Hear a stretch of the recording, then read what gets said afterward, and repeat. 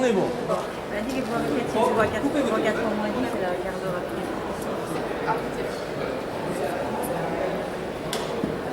Voilà, bonjour à tout le monde, à tous. Oui, je dois prendre un micro. Oui. Voilà, vous m'entendez mieux? Non, je parie, mais bon, voilà, c'est fait. Vérifie, tout le monde est dans le champ, c'est parfait. Alors, je suis Stéphane Van Poyvet, le président de Novelas ASBL, responsable des éditions Novelas, que tout le monde connaît depuis 21 ans maintenant. Et si vous ne le connaissez pas, c'est que je fais mal mon boulot. Et on est donc au stand 211 côté jardin. Vous verrez, vous trouverez, c'est sur la sortie, vous ne pouvez pas nous louper.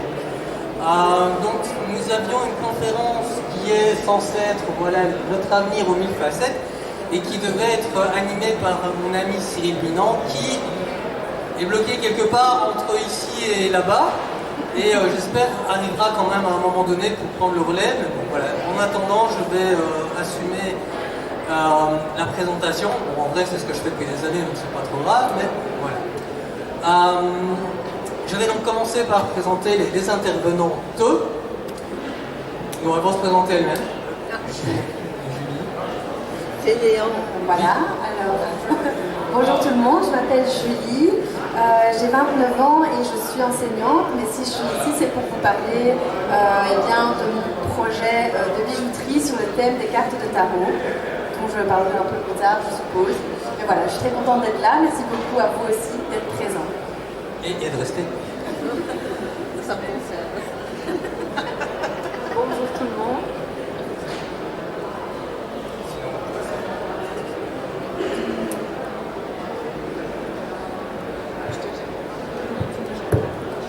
Oui, la présentation est filmée. Voilà. Bonjour tout le monde. Alors, le thème de la présentation est quelque chose qui me tient à cœur et j'y ai beaucoup réfléchi au fil des années sur, à chaque fois qu'on demande à quelqu'un de se présenter, et c'est tout à fait lié à notre avenir aux 1000 facettes, comment on choisit de se présenter. Et ça, je développerai un peu par la suite, mais je commence par « je suis ». Je suis, c'est une phrase. Première chose, je suis venue au monde. Deuxième chose, j'ai reçu un présent. Faire acte de ma présence sur ce monde, dans ce monde. Et c'est Laetitia, c'est mon prénom.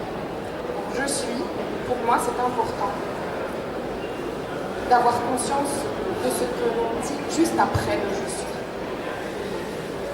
C'est là toute la transmission que j'ai envie de faire paraître ici parce que justement je vais vous présenter par la suite la création de mon entreprise qui s'appelle La Joyeuse Penseuse et qui est là pour remettre en question, se poser des questions et se dire mais qui suis-je aussi quelque part. Donc voilà, je m'appelle Laetitia Deiolis, je suis Laetitia. Ensuite, je suis une femme. Ensuite, j'ai tous les autres rôles qui arrivent. Et selon la rencontre que je vais faire, il y a un des rôles qui va ressortir. Aujourd'hui, c'est le rôle de conférencière. Voilà, je peux dire aussi, je suis conférencière. Voilà. Mais la première chose pour me présenter à vous, c'est ceci, tout simplement. Voilà, donc vous savez un peu plus ou moins qui on est. Au niveau des axes pour présenter cette conférence, cette rencontre, j'avais proposé 3 axes. Le premier est basé autour de mon univers de Mystica, qui est un recueil, enfin un ensemble de 4 tomes mythologiques, dieux, mythes, légendes, dans lequel j'ai créé une langue mythique inspirée du sanskrit, avec laquelle j'ai un peu jonglé, créé des notions de grammaire, et à partir duquel je vais...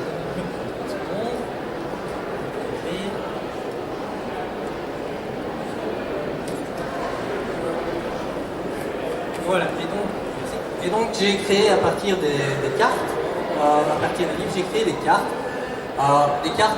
que l'on pourrait appeler des cartes de tarot, mais puisqu'il y a 28 cartes majeures, mais que moi j'ai décidé d'appeler des plumes divines, ou en sanskrit, langue mythique, le Lekat Ivibhuti. Donc voilà, je vous parlerai un peu de cartes un peu plus tard, mais l'objectif ici c'est de parler donc d'une des facettes de l'avenir qui est comment on prédit l'avenir.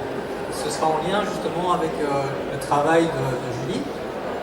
le deuxième axe sera présenté plutôt par Laetitia, au niveau de justement quelle est la place de l'individu, de l'homme dans la société dans laquelle on est actuellement.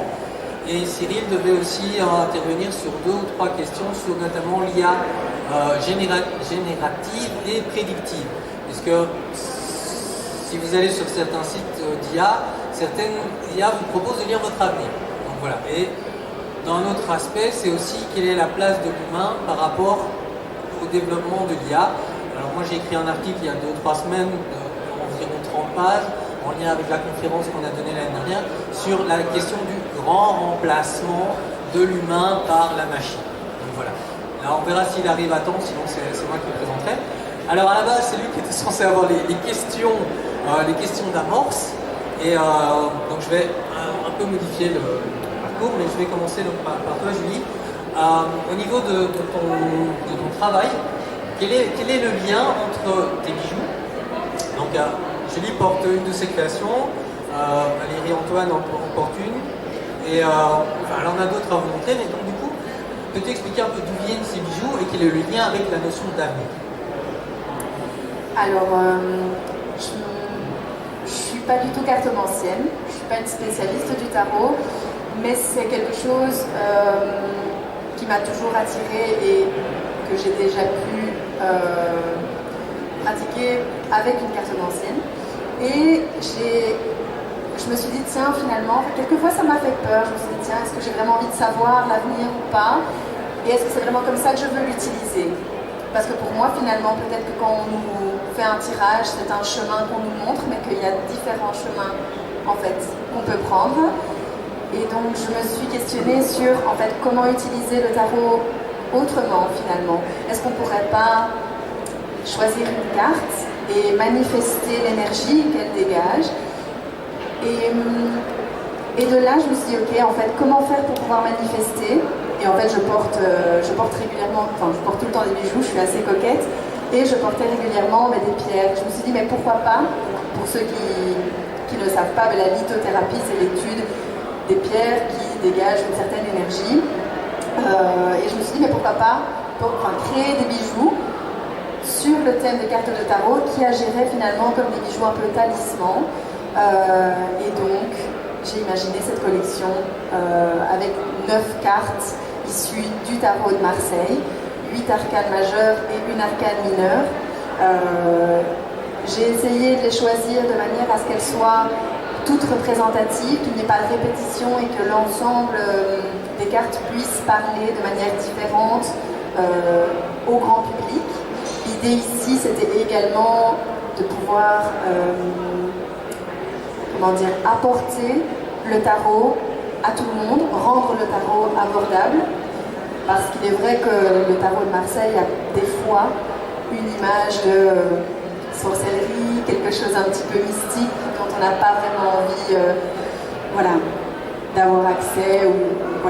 Et je me suis dit, en fait, moi j'ai envie que les gens puissent aussi l'utiliser autrement, et si jamais on ne connaît pas, eh bien de le rendre accessible. Et donc aussi, le choix des 8 arcanes majeures a été stratégique parce qu'elles représentent finalement grandes étapes de la vie, des transformations, des étapes générales, là où les arcanes mineures sont beaucoup plus précises. Autant vous dire que porter un collier où il y a marqué le monde, comme ma maman porte, on peut encore avoir facile à s'imaginer, à dire ok, je vais manifester ce que cette carte porte. Bien entendu, les amoureux, c'est encore plus flagrant. Par contre, si je vous donne un collier avec un set de bâtons, ça va peut-être parler un petit peu moins à l'ensemble des personnes. Et donc voilà, c'était cette idée de le rendre accessible et que les gens puissent porter les bijoux en manifestant ce que la carte peut apporter de positif. Voilà. Merci.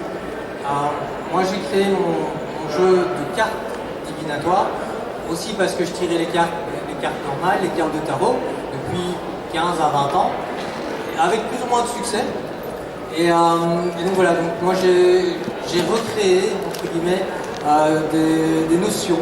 Il y a par exemple le rêve féerique, la boîte vide, la carte blanche, la reine des fous, et pour chaque notion j'ai, comme pour tout tirage de cartes, il y a une partie description de carte et une partie interprétation. Le jeu est disponible à l'achat à 12 € avec le fascicule, mais aussi disponible sur internet gratuitement. Vous pouvez tester les différents modules, faire des tirages en ligne avec les explications.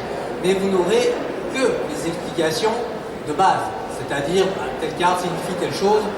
Et l'avantage d'avoir un médium, et je mets des guillemets, en tout cas une personne qui est capable d'interpréter, elle va apporter quelque chose de plus. Si elle vous connaît, ça va peut-être biaiser, mais si elle ne vous connaît pas et qu'elle arrive à décrire des sensations, des émotions, des personnalités, la personne, elle va un peu se sentir concernée ou pas. Et d'ailleurs, ce sera ma deuxième question qui vous concernera tous les deux. Un, toi, parce que tu fais la fait, et Laetitia, parce qu'elle a expérimenté le jeu lors de la version test au salon de mon ami Joël, ici présente à Charleroi. Donc, je vous remercie chaleureusement d'ailleurs. Et donc voilà, donc, la question qui est une question piège, c'est, que j'ai déjà posé, que je pose régulièrement, c'est un peu comme l'horoscope, c'est est-ce que vous croyez au pouvoir des cartes et en l'avenir, ça c'est une première chose. Si c'est non, bah forcément la réponse est vite faite, mais si c'est oui, est-ce que vous pensez que l'avenir peut être ou a été modifié parce que justement quelqu'un vous a dit, écoute, la semaine va être pourrie, et voilà, on te dit, lundi on te dit, votre semaine va être pourrie. Est-ce que ta semaine sera réellement pourrie parce que tu le sais, ou bien est-ce qu'au contraire, elle ne sera pas pourrie parce que tu le sais et que tu as agi en fonction? Donc voilà, cette question est valable pour vous. Alors moi, personnellement, cette semaine, elle est pourrie, et c'est pas les cartes qui le disent. Je sais pas comment dire, je sais pas, on m'entend? Oui. Oui, il y a beaucoup de choses qui me viennent quand je t'entends parler, parce que juste, on n'entend pas. Oui, voilà, oui. Justement, mon entreprise s'appelle La Joyeuse Penseuse. On pose des questions, on remet en question, on pense. Et à mon sens, la pensée est créative, créatrice. On parle souvent aussi d'égrégore, quelque chose. Ici, si on se met tous à penser à quelque chose, on va dégager une énergie. Alors croire, ne pas croire, etc. Encore une fois, je reviens à ma présentation, je suis. Il faut au moins que je croie en moi, un minimum, pour qu'il se passe des choses. De là à dire, est-ce que je crois au fait que quelqu'un me dise ça et que c'est parce que la personne me l'a dit que ça se passe, etc. Voilà, là, on peut encore une fois se poser des questions. J'ai un exemple qui me vient, justement, on parle de prédiction. Et c'est un exemple, franchement, je pense qu'on l'a tous vécu, tous. On va dire, et c'est souvent aux enfants, attention, tu vas tomber. Attention, tu vas tomber. L'enfant tombe, ah, je te l'avais dit. Rien que là-dessus, voilà, on peut déjà partir sur ce sujet-là. D'où est-ce que ça vient, le fait que l'enfant soit finalement tombé? Je te l'avais dit, l'enfant se l'est mis en tête, il y avait vraiment le danger qui était trop flagrant, plein de possibilités.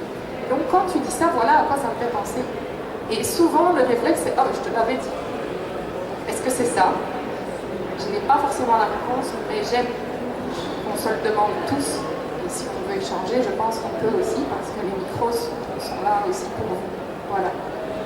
Oui, alors il y a une séance de questions en général à la fin des interventions, mais justement, c'est l'occasion de vous interpeller un peu. Est-ce que l'un d'entre vous, lit son horoscope régulièrement, une fois par semaine, une fois de temps en temps? Vous pouvez lever la main, comme ça je vois un peu non, oui, non, personne. Et surtout, est-ce que vous avez l'impression de croire en ce que l'horoscope pourrait dire ou non? Et personne n'a jamais été rencontrer une voyante ou on a eu une... Jamais vu de voyante, mais j'ai fait mon thème astral. Ok. Ouais. Voilà. Je crois moins à l'horoscope quotidien. Ça, franchement, pas. Effectivement, c'est pas si fréquent que ça. Et en vrai, je pense que les gens qui le font ne le crient pas non plus sur tous les toits. Et on a des grandes personnalités dans le passé qui croyaient aux augures. On peut monter à l'époque des Grecs, des Romains. Nostradamus est un grand prédicateur, prêcheur, divination, divinatoire, peu importe, voilà. Et même aujourd'hui, aujourd'hui, pour la Coupe du Monde, on avait Paul Le Poulpe. C'était un truc formidablement absurde, mais 4 fois sur 5, il avait eu raison. Donc, est-ce que c'est divin? Voilà. J'en viens à Paul, qui m'amène à l'IA. Il y a des sites d'IA qui proposent de vous tirer les cartes, de vous annoncer votre avenir. À mon avis, c'est un peu comme l'horoscope. J'ai pas testé, donc là, je vais pas cliquer. Mais c'est un peu comme l'horoscope. Donc voilà. Mais ce qui est plus dangereux de l'IA, je vais reprendre la partie de mon ami Cyril qui malheureusement n'est pas là, c'est que, oui, évidemment, l'IA est de plus en plus prégnante, de plus en plus perturbante. Alors soit on est dans un secteur où ça peut être utile à dose homéopathique et on l'utilise à bon escient, ce qui est malheureusement très rare. Puis il y a toute une grande partie, notamment dans l'éducation, même les profs, et là je vais un peu vous décrire avec toi après, même, enfin avec vous deux en fait, et moi j'étais prof l'année dernière donc je ne fais plus partie du lot, mais où les profs utilisent aussi l'IA pour rédiger des questions, faire des réponses, etc. Mais là où moi je l'ai vécu, c'est plus embêtant, c'est quand les élèves veulent utiliser l'IA mais sans savoir comment ça fonctionne, ou voilà, ils posent la question, parfois très mal, ils obtiennent une réponse. Du coup moi ça m'a un peu embêté, du coup j'ai créé des questions dont la réponse était incapable d'être donnée par l'IA. Et vous, mesdames, est-ce que vous utilisez un peu, pas du tout, l'IA? Alors moi, ici, au cours du soir, j'ai vanté mes chansons créées par intelligence artificielle, donc j'ai écrit les textes, les interprétations et les musiques ont été créées par IA, et en disant, je voulais tester. Je voulais savoir exactement quelles étaient les limites, les contraintes, mais après, c'est fini, j'arrête. Parce que je mets au chômage des gens dont je suis censé faire la défense. Novelas ASBL fait la promotion des artistes. Donc je ne vais pas utiliser quelque chose qui va mettre au chômage mes amis. Et d'ailleurs, la dernière couverture du recueil de Novelas, moi j'ai mis 9 heures à la mettre en couleur. Mon ami qui avait fait les dessins en noir et blanc m'a dit « Ah ben moi aussi je vais la mettre en couleur !» Ouais, tu utilises l'IA. Oui, ok. Il a fait la moitié des dessins, il a mis 5 minutes par dessin, j'ai mis 9 heures pour le total. Donc je lui ai dit, ok, là on met au chômage 5 heures pendant une journée complète. Voilà. Mais donc vous, est-ce que dans le cadre de vos activités professionnelles, vous utilisez pas, vous encouragez, vous découragez, comment ça se passe chez vous? Alors moi j'utilise l'IA et effectivement j'en parle à mes élèves parce qu'en fait ce serait vivre dans une illusion que de penser qu'ils ne l'utilisent pas. L'illusion, c'est le smartphone. et donc bien évidemment qu'il faut vivre avec son temps et avec ce qui se passe. Mais je rejoins la question que tu as posée juste avant de est-ce que vous croyez? Et moi je crois surtout au libre arbitre. Donc que l'IA nous prédise l'avenir ou que ce soit un médium. Alors bien entendu, je suis persuadée que l'humain est connecté à quelque chose de plus grand s'il le souhaite et donc qui probablement dira plus de choses qui vont coller davantage, mais je pense qu'on croit au libre arbitre, on croit à ce qu'on a envie de croire. Et quand on va voir un médium ou quand on demande à l'IA de nous faire un tirage, moi je garde toujours en tête, et je parle de vécu parce qu'en fait je suis du genre hyper naïve. Et les premiers tirages que j'ai eus, c'était « Oh mon Dieu, ça va m'arriver ». Et en fait, je me suis dit « Mais non, non, non ». Éventuellement, on m'a montré un chemin. Et c'est à moi, à l'heure actuelle, avec les cartes que j'ai en main, à me poser la question et me dire finalement « Est-ce que j'ai envie de ce chemin-là ou pas ?» Et est-ce que je mets les choses en place pour que ce chemin m'arrive ou pas? Voilà. Et donc, que ce soit l'IA ou que ce soit un tirage avec un médium, je trouve qu'on est maître de ce qu'on fait et de ce qu'on décide de faire. Et donc dans mes cours, je suis maître de ce que je demande, je suis maître de comment j'utilise l'IA finalement. Tu peux préciser quel est le statut de prof, c'est générique? Oui, pardon. Je suis enseignante dans le secondaire inférieur, donc j'ai les 11-15 ans, première, deuxième, troisième en sciences. Et donc fatalement, quand je leur demande de faire un travail de recherche sur la circulation sanguine du crocodile, ChatGPT est leur meilleur ami.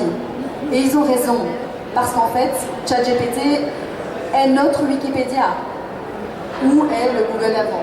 Mais il faut qu'ils puissent vérifier l'information. Donc je me rappelle qu'il y avait une page Facebook, oui. Comment tu vérifies l'information? C'est ça, ils doivent donc du coup multiplier les sources. Et donc il faut leur apprendre ce qu'est une source. Il faut apprendre à comment est-ce qu'on vérifie si si l'information est correcte ou pas. Et qu'est-ce qu'une source scientifique? Qu'est-ce qui n'est pas une source scientifique? Peut-être qu'on s'éloigne un peu du sujet, mais vous avez compris l'idée. Ils sont maîtres de ce qu'ils décident de présenter à la classe. Je vais rebondir sur un événement qui arrive. Moi, je fais les cours du soir en bibliothécaire et on a un cours de sciences, on a plusieurs cours de sciences, mais on a un cours de sciences industrielles. Et notre professeur, en bibliothèque, on est obligé de citer les sources et de les multiplier, justement, et de vérifier la crédibilité. Et il y a une de mes camarades de classe qui me dit, qui est à fond dans le social, qui me dit, voilà, mais comment est-ce que je vais vérifier, moi, si une source est crédible ou pas, vu que c'est un domaine que je ne maîtrise absolument pas, et que de toute façon, les sources qui vont être peut-être de 2 ou 3 parce que ce sont des domaines très pointus, ce seront les mêmes, ou elles vont découler l'une de l'autre. Moi, j'avais fait un exemple. Si vous utilisez Wikipédia, ce qui, dans nos secteurs, serait totalement déconseillé, voire interdit, la source que vous avez, c'est Wikipédia, puis vous allez sur un autre site, le site a repris Wikipédia. Donc là, mais c'est une autre source. Mais non, donc voilà. Du coup, comment est-ce que tu peux contrer, Laetitia aussi, comment vous pouvez contrer ce problème-là? La source, c'est le mot que j'entends. La source, les sources. Oui, notre source. Tu avais posé la question, est-ce qu'on l'utilise ou pas? Et tu parles de contrer, etc. Et je pense que je le fais sans le savoir, contrer, en fait. Et l'utiliser, je l'utilise inconsciemment ou consciemment. Moi, j'ai envie de répondre à la question, je ne l'utilise pas. Parce que je ne fais pas avec l'IA. Donc, si je devais répondre court à la question, je ne l'utilise pas. Mais je sais que je l'utilise, en fait, parce qu'elle est là, elle est présente. J'ai mes petites cartes de visite, là, j'ai mes petits marque-pages. Mais je sais que l'IA m'a aidé là-dedans, quand ça va vite, quand on s'est placé sur le canevas en question, etc. Il y a de l'IA là-dessous. Donc, je rejoins Julie dans le fait que le libre arbitre est là, certes, parce que j'ai conscience que je n'y vais pas moi-même. C'est peut-être une façon de contrer, je n'y vais pas de moi-même. Et elle a son libre arbitre aussi, vu qu'elle est là par la force des choses quelque part. Ou alors je vis totalement en marge de la société et je me cache et je fais tout pour ne jamais voir cette IA en question ou autre, tout ce qui ferait partie de l'avenir. Donc voilà, contrer oui et non, utiliser oui et non. Après, utiliser à bon escient.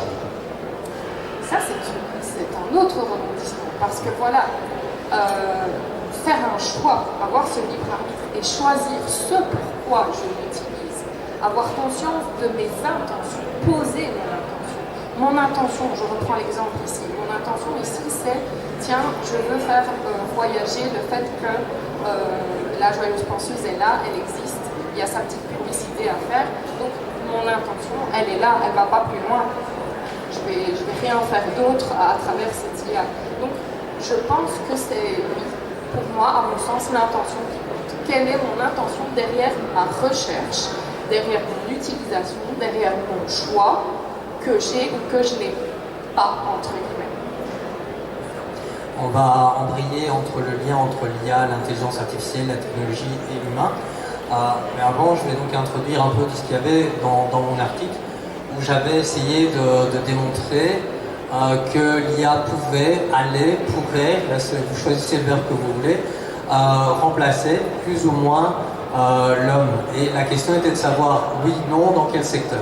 Et donc du coup, j'ai balayé une dizaine de secteurs classiques, et parmi les recherches que j'ai fait dans plusieurs langues et dans plusieurs pays, pour justement multiplier les réponses possibles.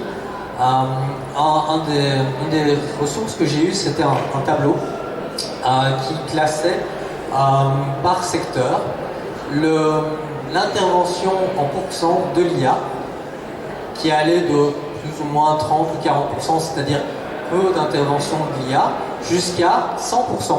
C'est-à-dire qu'il y a des secteurs où l'IA est capable actuellement de remplacer totalement l'individu qui est en charge de la mission. Et je prends l'exemple du jeu vidéo, où j'ai une de mes amies qui y travaille, qui elle-même a réalisé les couvertures de mes livres, donc c'est une illustratrice professionnelle, et qui me dit oui, nous aussi on utilise l'IA et effectivement dans les sociétés de jeux, vous pouvez regarder sur les sites, beaucoup ont commencé à licencier parce que ce qu'on appelle les juniors, donc pas ceux qui sont seniors et expérimentés, qui font donc des tâches plutôt répétitives, habituelles, simples, avec beaucoup de guillemets parce que coder certaines choses c'est pas forcément simple, mais pour lesquelles l'IA est capable, des choses pour lesquelles l'IA est capable de faire, tous ces postes-là ont disparu. Et là je prends cet exemple-là. Je vous ai cité tout à l'heure ma couverture qui a été faite en 5 minutes, enfin une demi-heure plutôt que 9 heures. Il y a déjà des secteurs où l'IA est capable de remplacer. Bon, alors après, quand on va dans la finesse, si on a des mains à 5 doigts, 6 doigts c'est mieux 5 que 6, voilà, ça se corrige. Mes chansons qui ont été générées, c'est de mieux en mieux. Donc, plus le temps va passer et plus les gens vont l'utiliser, plus elle va apprendre. Donc, la question du grand remplacement, non. Parce que la question se posait aussi avec le livre numérique.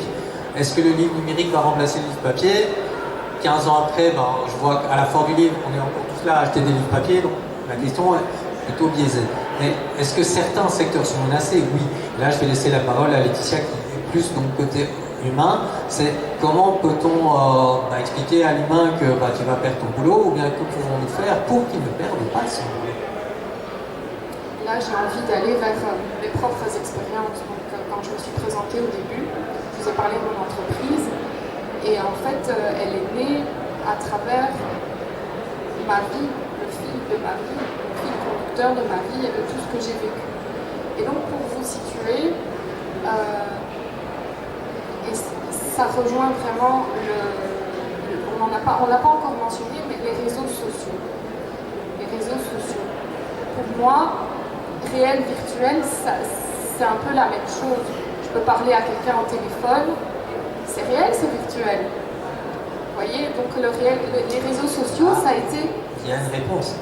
Téléphone, télé, c'est juste distance. Donc c'est une autre conception, mais dans cette conception-là, il n'y a pas le côté virtuel, justement. Voilà. Et les réseaux sociaux ont fait que ça m'a ouvert la voie de l'audace, d'oser être soi, ce fameux « je suis ». Pour vous situer, la Joyeuse Penseuse, elle a un accompagnement relationnel philosophique. Ici, pour moi, on est dedans. Elle a un accompagnement éducatif pédagogique, elle a un accompagnement musical et elle a un accompagnement rédactionnel. Les 4 peuvent se relier. Vous avez entendu éducatif pédagogique dedans. 20 ans dans l'enseignement. 20 ans dans l'enseignement. Tu parles d'humain. Moi, j'ai vu l'inhumain dans l'humain. Et j'ai vu l'humain dans l'inhumain. À travers mes expériences de vie, en côtoyant ce milieu que je n'ai quelque part jamais quitté. Depuis mes 2 ans et demi, j'ai eu tous les rôles à l'école. J'ai eu le rôle d'élève. Ensuite, j'ai eu le rôle d'étudiante. On grandit, on est adolescente, etc. Toujours élève. J'ai eu le rôle d'enseignante, enseignant bien. Et j'ai eu le rôle de maman d'élève aussi, que j'ai encore maintenant. Voilà. À présent, je donne aussi des formations, donc il n'y a pas que la petite enfance. Donc j'ai côtoyé les enfants de 7-8 ans pendant 7 ans. Après, je les ai côtoyés de 5 à 12 ans. Et puis on m'a demandé aussi d'aller en maternelle et de commencer à ton niveau aussi, d'aller aussi en secondaire. J'ai vraiment vu le côté où ça se dégradait, où la technologie nous pousse à ne plus être en contact dit humain, le côté robotisant, si je peux me permettre, le côté tu vas dans le rang, tu fais ce qu'on dit à telle heure. Donc là, ok, on parle d'IA, on parle de technologie. À mon sens, elle s'imprègne. On parlait aussi de ce en quoi on croit ou non, de la pensée qui peut créer des choses, est-ce qu'on va y croire, est-ce que ça va se passer ou pas. Donc, ça s'imprègne quelque part dans l'humain. Et quand Stéphane m'a demandé, tiens, réfléchis un petit peu à ça, à la place de l'humain dans notre avenir, cette intelligence qui va prendre la place, et tu parles de métier, Eh bien justement, c'est là que j'ai commencé à prendre un autre chemin dans la définition de qui je suis. Tu parlais de classement tout à l'heure, de classer. On nous classe par rapport à une catégorie sociale, on nous classe par rapport à notre éducation, on nous classe par rapport à notre métier, à notre âge, à notre sexe, etc. On est classé de toutes parts. Et les algorithmes nous classent eux aussi et vont aller nous influencer sur certaines choses.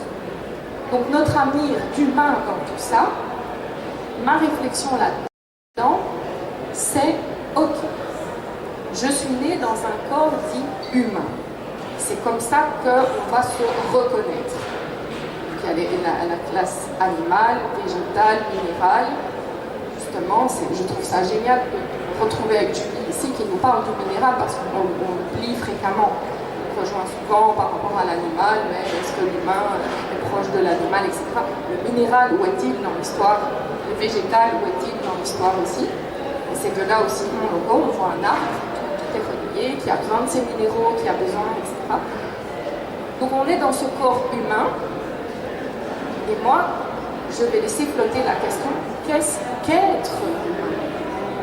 Être et poser l'intention d'être humain, l'incarner cette humanité.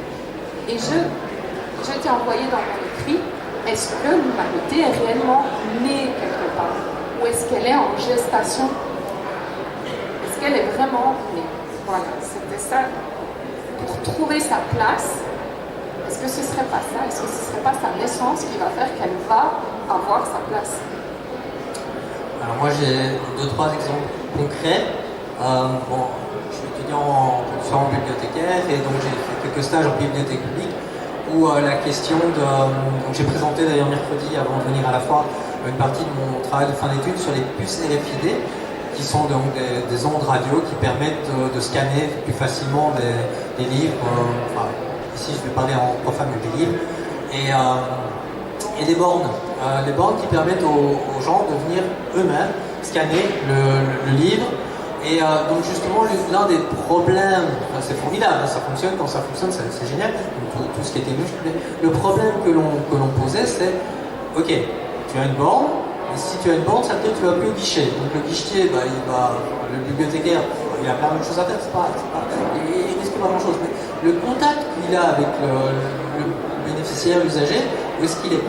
Et donc cette question est une question que j'ai posée de manière récurrente aussi dans mon travail de fin d'études et qu'on se pose régulièrement, c'est plus on prend de la technologie, qu'elle soit sous forme d'une puce ou qu'elle soit sous forme d'un chatbot virtuel. Donc quand on regarde maintenant les chatbots, il y a en écrit, mais il y a aussi les chatbots avatars virtuels qui peuvent avoir une conversation avec une jeune fille ou un jeune homme qui va vous expliquer par monts et merveilles que les trains de la SNCB sont jamais en retard.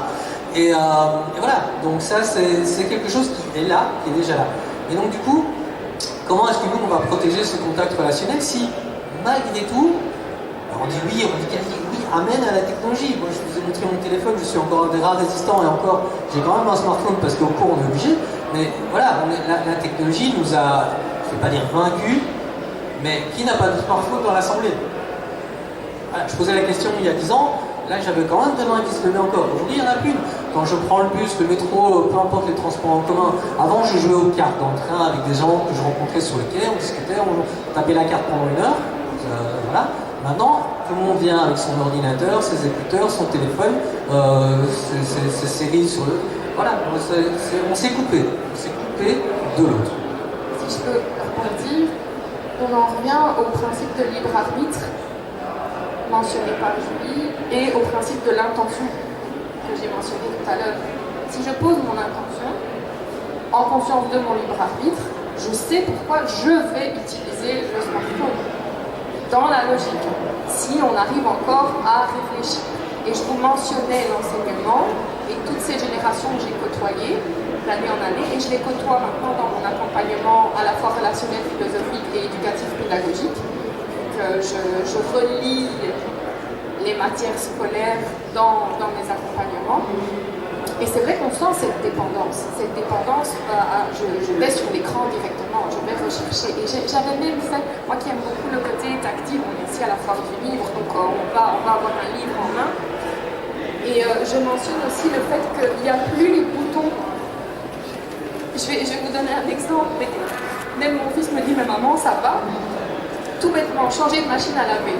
Je l'aimais bien, ma machine à laver. C'était les boutons à l'ancienne. Le bouton poussoir, vraiment, on a quelque part conscience de l'action qu'on mène, on va pousser sur le bouton. Et je trouve que ça, dans le côté humain, on en a les sens. Tous les sens sont mis en éveil à travers les écrans, il n'y a aucun souci. Je suis allée à une conférence il y a des années d'un chirurgien plasticien spécialisé vraiment dans tout le mécanisme de la main, du bras, etc. Il m'a réconcilié vraiment avec ça parce que lui aussi s'inquiétait pour ses petits-enfants qu'il voyait sur les écrans. Et donc voilà, c'est là que ça m'a fait faire la part des choses aussi pour dire que non, il n'y a pas que du mauvais, encore une fois, il y a un équilibre, je pense. Je pense à...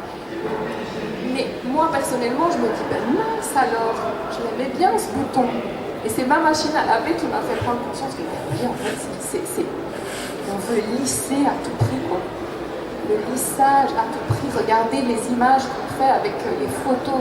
Rien que ça, quand ça a commencé à apparaître, qui sommes-nous?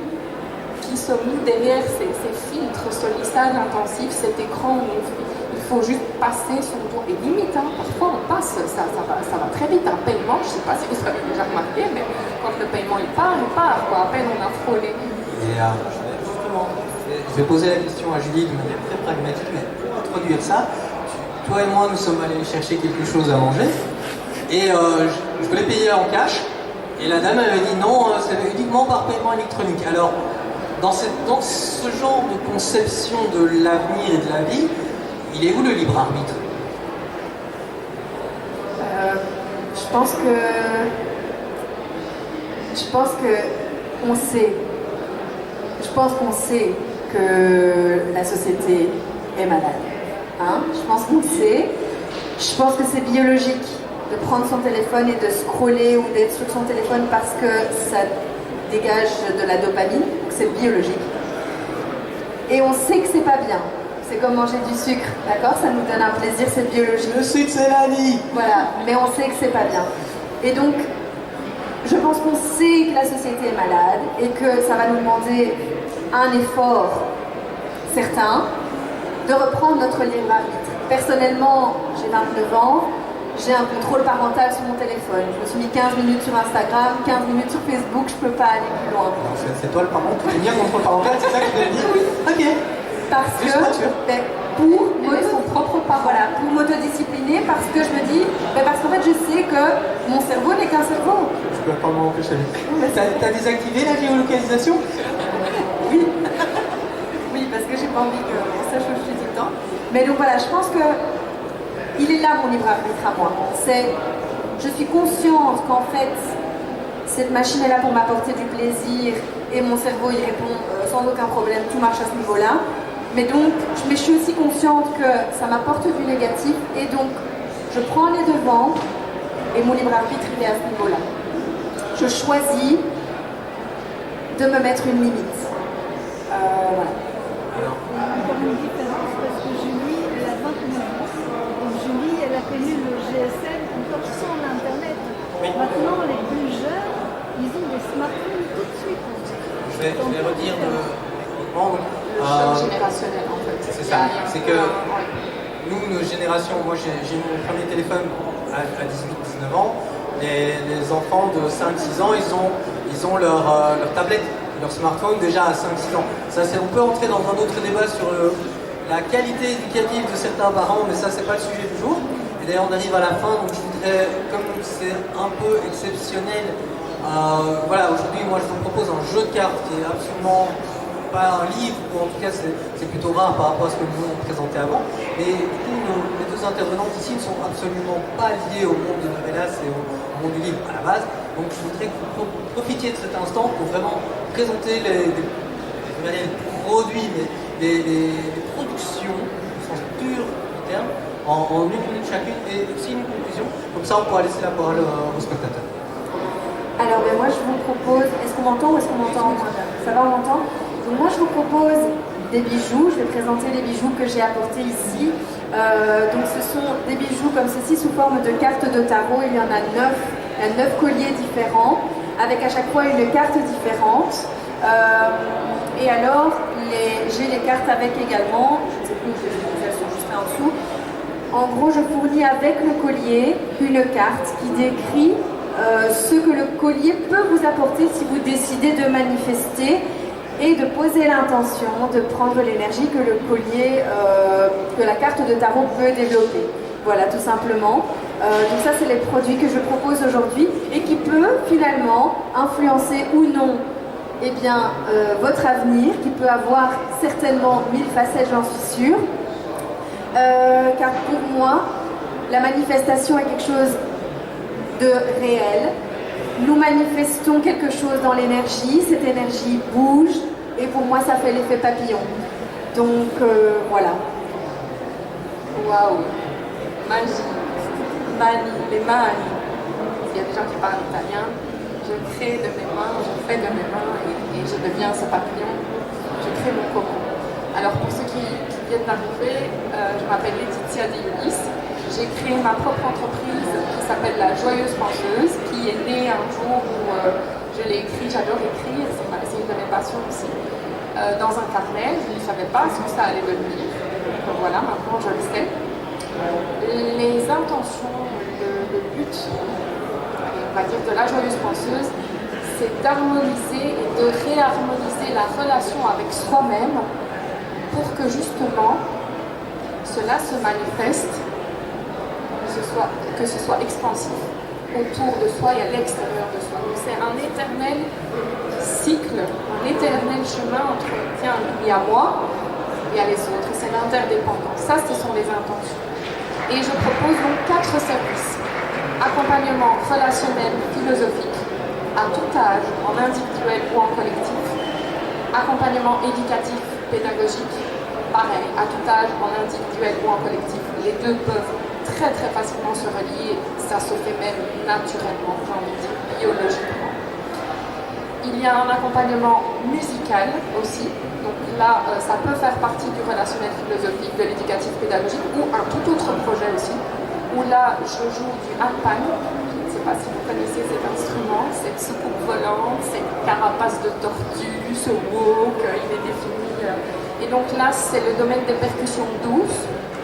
On peut me faire des demandes, j'en dis pas trop, comme ça je laisse aller les idées pour si quelqu'un a besoin de cet accompagnement. Il y a aussi celles qui m'aident énormément à extérioriser, ce sont les percussions africaines, donc principalement le djembé, j'apprends aussi les doubles et le balafon, et donc ça peut faire partie d'un accompagnement aussi. Pour donner un exemple, j'ai un accompagnement qui s'est fait dernièrement où les deux se sont reliés. Donc je suis allée dans un centre pour personnes polyhandicapées. Et donc il y avait un groupe ils étaient assez dynamiques, nerveux, etc. Donc là c'était le djembé qui les a vraiment aidés. Et l'autre groupe, c'était le handpan. Il y en a qui ont participé aux deux, mais voilà, pour vous situer. Et j'ai un accompagnement rédactionnel, donc passionné d'écriture. Et je peux très bien aider à la relecture, à l'écriture, allez, on va dire reformulation, mais aussi à l'écriture du document, parce que j'ai vraiment aidé énormément des gens dont le français n'est pas la première langue, et donc là je peux franchement aider ici.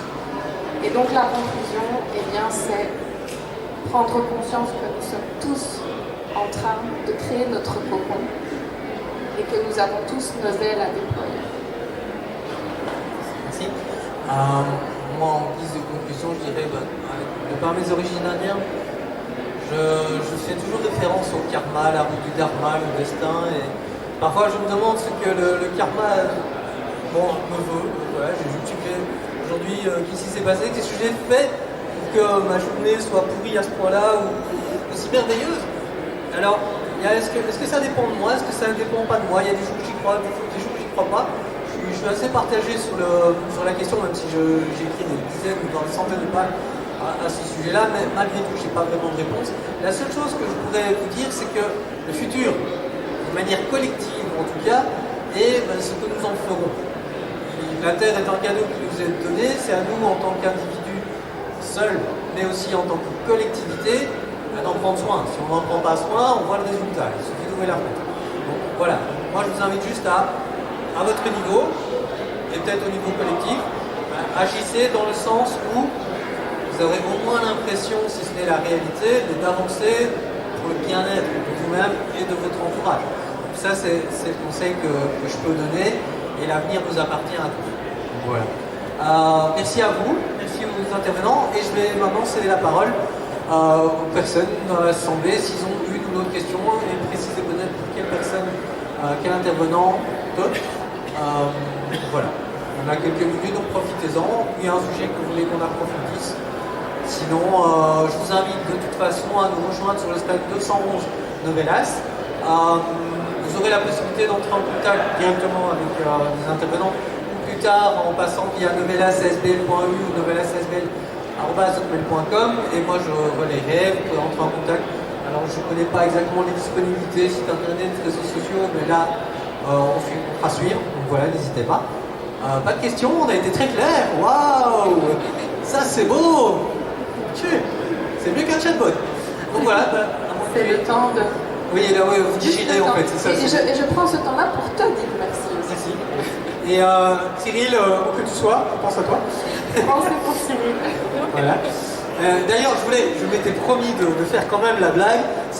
On aurait dû tirer l'écart pour savoir si Cyril allait arriver à l'heure ou pas. Mais bon, voilà, si ça se trouve, il est là, il est en train de se dire, mais où est-ce que c'est là ça? Bref, voilà. Merci à vous, et on va laisser la place alors s'il n'y a pas de questions suivant. Ceux qui veulent venir, on a des livres en dédicace, mais donc Laetitia sera en dédicace aussi. Et vous pourrez voir les bijoux un peu visuellement plus proche. Voilà, merci beaucoup.